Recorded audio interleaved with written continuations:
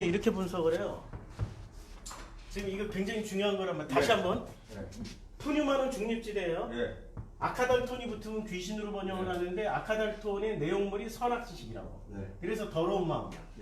그런데 하기오스와 결합되면 성령으로 번역이 되는데, 근데 이 하기오스는 왜 순결한 마음이고 깨끗한 마음인데 뭐가 선악지식이 지워졌을까? 그러니까 아무것도 없는 마음이 심령이 가난해졌다. 마음이 청결하다고 하는 거예요. 선악지식이 지워져야 심령이 가난해지고 마음이 청결해졌고 그 마음이 비로소 성령 충만한 마음이 된다고. 그래서 푸뉴마는 중립지대예요. 이 푸뉴마를 이해를 해야 이제 우리가 오늘 마태복음을 제대로 이해하고 넘어갑니다. 자, 마태복음 구조적으로 보면 마태복음 1장, 그 다음에 마태복음의 끝장 28장이 끝이죠. 마태복음 28장이 끝인데, 자, 1장의 시작은 뭐를 시작해요? 태어남, 탄생. 탄생. 그러니까 이 탄생에 대한 정당성을 부여하기 위해서 족보가 등장하는 것뿐이지 핵심은 탄생이에요. 그리고 마지막 28장은 27장에서 죽음이 나오고 부활로 끝나요. 27장까지 죽음이 나오고 28장에는 이제 드디어 안식으로 끝나. 안식으로 끝나고 이 안식자, 탄생에서 안식까지. 이게 예수 얘기예요, 내 얘기예요? 예수의 얘기면서 내 얘기. 그렇죠. 아니 예수가 하나님의 아들이면 우리가 예수 믿는 순간 나라는 존재는 뭐가 돼요? 하나님의 아들이 된다고. 차이가 있지. 여기는 친자고 나는 양자라 할지라도 친자와 양자가 뭐 구분이 없다라고 성경에서 얘기를 해주니까 같다라고 얘기를 해주잖아요. 그러니까 예수를 읽으면서 누구를 읽는 거예요? 나를 읽어야 되는 거죠. 태어나서 어떻게 살았더니 안식까지 가게 되더라. 우리의 궁극적인 목적이 안식을 누리는 거 아니에요? 안식을 누리고 부활을 하게 되더라. 부활. 28장이 부활장이잖아. 부활을 하게 되더라. 그렇죠. 우리가 부활하는 거야. 거듭나는 거야. 지금 다시 사는 거야. 다시 살아나는 거야. 그러니까 우리는 여기서 마태복음을 통해 가지고 예수를 읽어내려고 한다고. 근데 예수를 읽는 순간 그 예수를 통해서 누구를 깨달아가야 돼요? 나를 깨달아가야 된다고. 예수를 통해서 나를 알아가야 되는데, 이제까지 2000년 동안의 서구 신학자들이나 아니면 이 본문을 가지고 설교를 했던 설교자들은 전부 다 나를 설명하지 않고 예수만 설명하고 끝났어. 근데 예수나 제대로 설명했으면 얼마나 좋아. 예수도 제대로 설명을 안 해줬다고. 예수도 참 기가 막힐 일이죠. 예수를 제대로 설명을 해줘야 되는데 예수도 제대로 설명을 안 해주고 뭐만 설명하다 갔어요? 아니 홍할 하다 갔지 뭐. 야, 이거 족보가 어쩌고 예수가 탄생해서 귀신 쫓고 어쩌고 이 능력이 있다 할렐루야 아멘 이러다가 그냥 십자가에서 죽는 자, 십자가에서 죽고 거듭나야지. 이게 부활이야. 이게 부활, 안식일날 부활했고 이게 안식의 개념이고 뭐 비슷한 것 같긴 한데 헷갈린다요. 이러다가 그냥 갔다고. 그런데 마태복음의 구조는 철저하게 탄생에서 부활까지 안식을 누리는 이 구조로 돼 있단 말이에요. 아유, 이게 혼자 하려다 보니까 녹음을 해놓으려고 켜놓고 이제 녹음해놔야지. 부활에서 안식까지 이 과정으로 하는데 그러면 탄생했다고 해서 바로 부활까지 쭉 살게 되느냐? 아니라는 거예요. 변환 과정이 한번 있어야 돼. 이 변환 과정이 뭐를 통해서 변환을 해요? 사람을 설득할 수 있는 것. 첫 번째, 뭘로 설득할 수 있어요? 말로 설득하죠. 그리고 두 번째, 체험으로 설득이 되어지죠. 체험. 종교 체험한 사람은 믿게 되잖아요. 뭐 하나님 어디 있냐고, 뭐 내놓으라고. 하나님 믿어, 내 주먹을 믿지. 뭐 이런 사람도 말로 해서 설득이 안 되면 체험하면 설득이 되잖아. 갑자기 불 받았다, 뭔가 몸이 뜨거웠다, 죽을 병에서 고쳐졌다. 이런 체험을 하면은 설득이 되어지잖아요. 첫 번째는 말이요, 두 번째는 체험이요. 그 다음에 뭐로 설득이 돼요? 관계. 인간관계가 좋아. 그러니까 이 관계를 제일 잘 보여요. 관계로 설득당한 대표적인 사람이 누구예요? 소설 부활에 부러졌다. 부활의 소냐가 나오잖아. 소냐. 소냐를 아십니까? 부활의 소냐. 아니, 소냐. 소냐? 뭘 소냐? 이런 거 아니고 부활이라고 그랬더니 갑자기 부활의 그 누구예요? 이름이 부활의 박완. 아유, 이름이 생각이 안 난다. 예, 맞아요. 김태환 뭐 이런 분들은 알지 몰라도 진짜 소설 부활의 소냐는 예, 여주인공이죠. 누구를 설득하고 갔어요? 남자 주인공 그냥 노파를 살해했다고. 그냥 저거는 악이야 하고 죽여버렸다고. 지금으로 치면 사이코패스라고. 그 사이코패스에게 뭐가 정당성이 부여되니까 저런 무쓸모 노인은 없어져야 된다. 전당포 노인. 무쓸모 노인은 없으니까 그냥 죽여버린 거예요. 그런데 그가 마음도 없던 그는 마음이 없어. 사이코패스는 공감 능력이 없으니까. 공감 능력도 없던 그가 어떻게 설득당하고 어떻게 변했어요? 소냐라는 인간관계를 통해서 바뀌었다고요. 그러니까 말이나 체험이나 관계를 통해서 인간은 설득하거나 설득당할 수가 있다고. 그러면 일단 말은 어디서 나와요? 예수가 설득할 수 있는 말. 이 마태복음 구조로 보는 게 지금 마태복음 4장에서 7장까지. 요걸 산상수훈이라고 그러는데 요 말이 그러니까 어떻게 해서 탄생해서 어떻게 살다가 무엇에 의해서 설득당해가지고 죽고 부활해서 안식을 누리는 시스템으로 가냐면 요 첫 번째가 말이 여기서 나와요. 마태복음 4장에서 7장. 이건 반드시 공부해야 돼.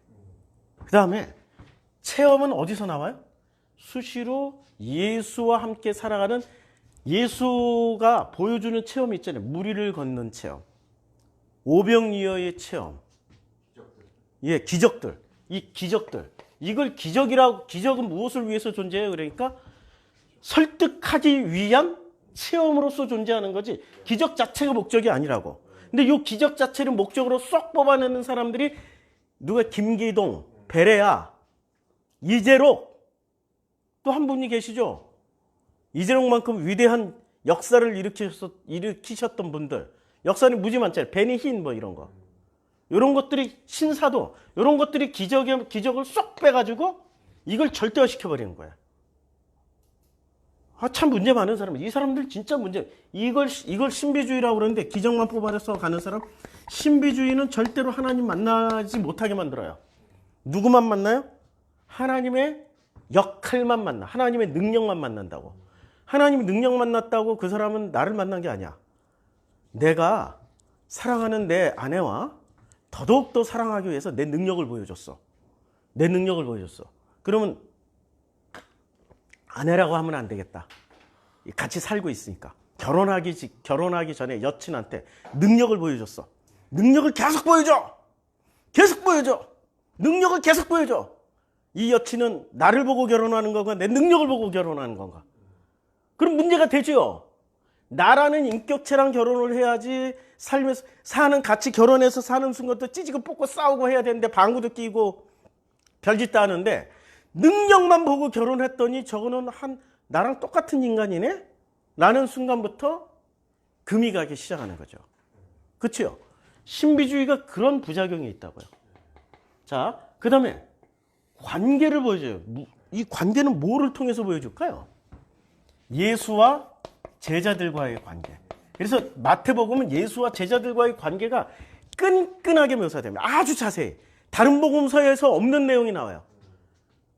다른 복음서에서 없는 내용. 그 제자들이 갑자기 아이들이 예수께 오는 것을 누가 막아요? 제자들이 막아. 그랬더니 예수가 내게 어린아이 오는 것을 막지 마라. 마태복음에서 나와. 이 관계를 통해서 그러니까 첫째는 마태복음 4장부터 7장까지 있는 이 말씀을 통하여서 우리를 설득해요. 어떻게?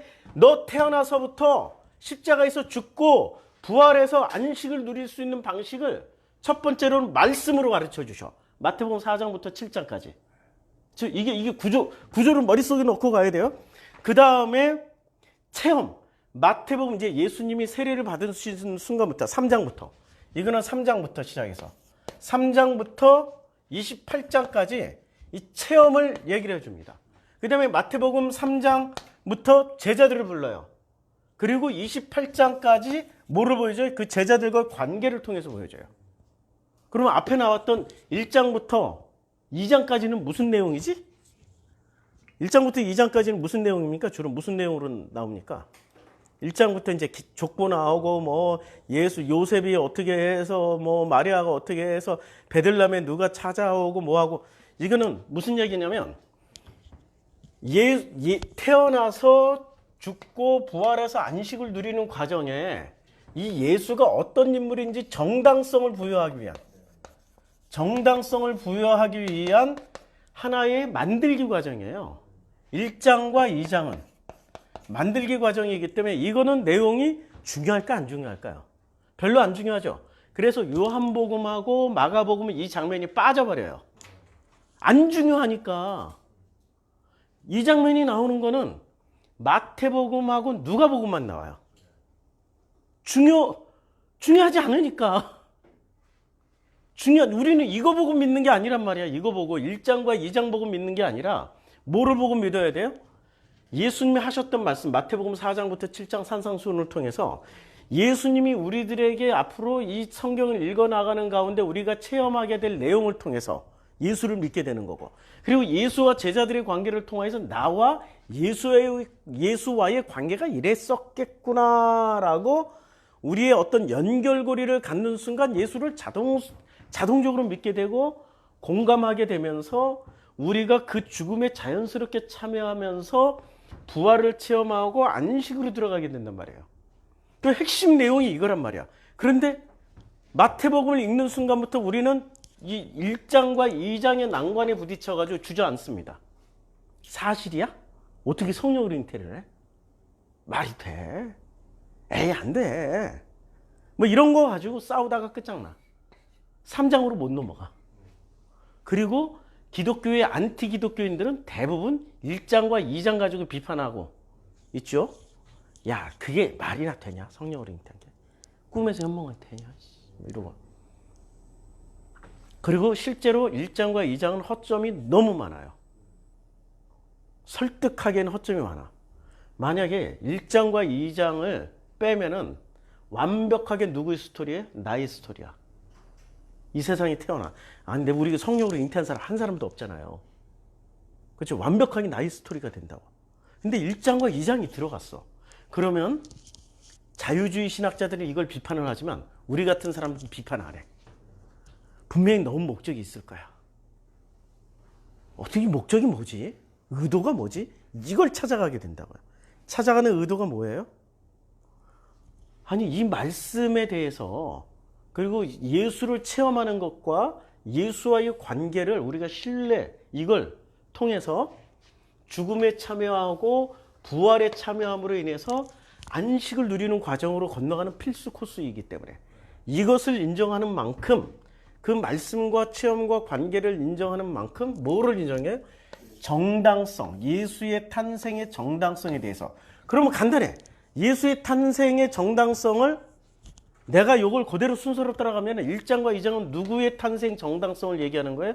내가 예수를 말씀과 체험과 관계를 통해서 아멘하고 예수를 받아들이고 믿고 예수 하나님의 아들인 것처럼 나도 예수를 통해서 뭐가 됐어요? 하나님의 아들이 되었고 양자가 되었어. 동일하게. 이러면은 1장과 2장이 이제 이거부터 하면은 말씀과 그 다음에 체험과 관계를 통하여서 예수처럼 하나님의 아들로서 인정을 받게 됐고 나는 양자로서 친자가 누리는 그 모든 것을 누림으로 말미암아 십자가에서 죽음도 하나도 부끄럽지도 않고 무섭지도 않아. 그리고 부활에 참여하게 되고 안식을 누리는 사람이 되었다면은 이때는 누가 정당성을 부여해 주겠어요? 나예요, 하나님이에요? 그렇죠. 그러니까 1, 2장부터 읽는 게 아니라 뭐부터 읽어야 돼요? 3장부터 읽고 다 한 바퀴 돈 다음에 그 다음에 1, 2장 공부하면 딱 맞아.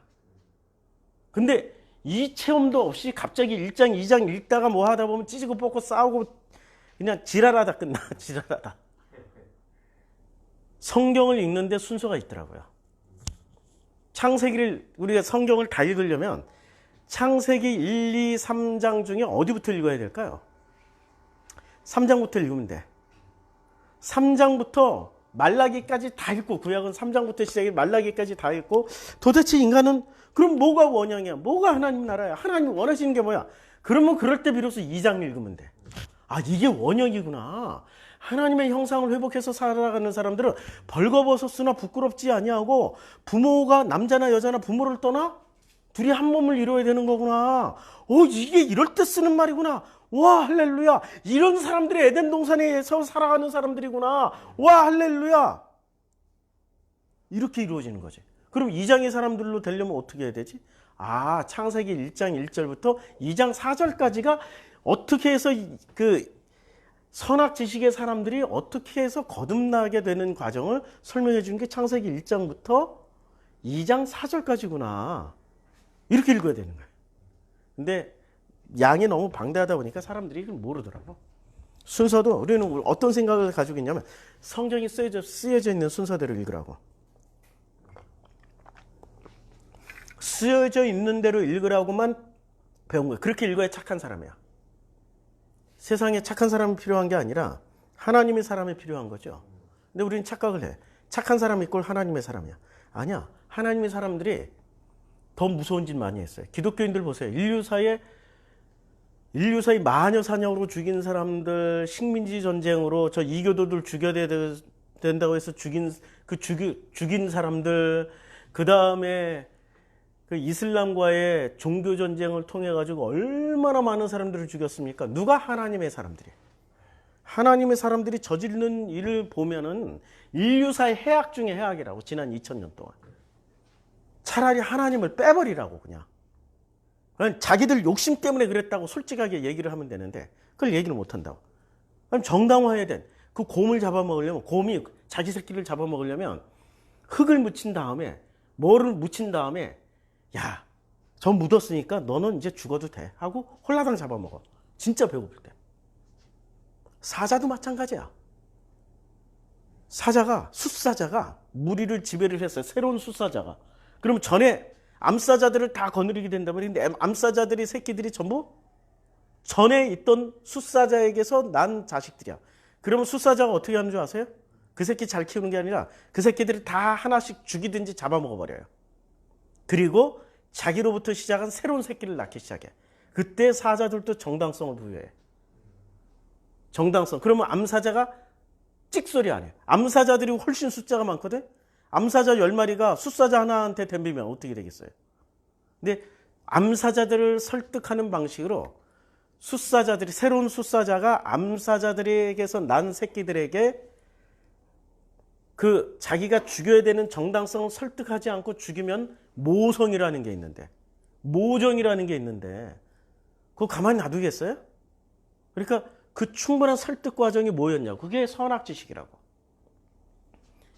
뭐든지 인간들은 있잖아요. 인간들과 짐승들의 공통분모들이 있단 말이에요. 근데 인간은 그것을 너무 교묘하고 교활하게 잘 숨겼기 때문에 모를 뿐이고 복잡해서. 짐승들은 심플하게 드러나. 아주 심플하게. 자, 그래서 마태복음을 공부하려면은 1장부터 시작해서 1장하고 2장하고 3장, 4장, 5장, 6장, 7장 이런 식으로 가는데 거꾸로 할게요. 중간중간 할게요. 제일 중요한 게 뭐부터 알아야 돼? 예수가 무슨 말씀을 했는지 알아야 되잖아요. 그렇죠? 무슨 말씀을 해야 됐는지 알아야 되는 게 마태복음 4장부터 7장이라고. 요거부터 하고 그 다음에 예수의 체험을 하고 예수와의 관계를 통하여서 우리가 알게 되면은 나중에 1장, 2장은 껌이라고. 너무 쉬운 껌이 돼요. 이해가 되죠? 예. 여기까지 하고 좀 쉬어요. 아이고, 짧게 했다고. 왜냐면 개론이니까. 이제 이거 끝나고 이제는 4장으로 갈지 뭐 할지. 화장실 보내시.